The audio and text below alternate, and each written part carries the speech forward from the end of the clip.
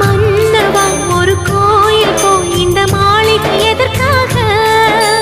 தேவியே என் ஜீவனே இந்த ஆலயம் உனக்காக.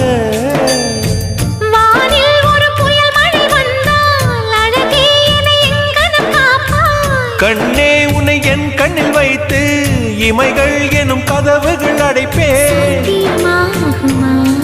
நான் சத்தியம் செய்யவா? தொடு தொடுவெனவே வானவில் என்னை தூரத்தில் அழைக்கின்ற நேரம்.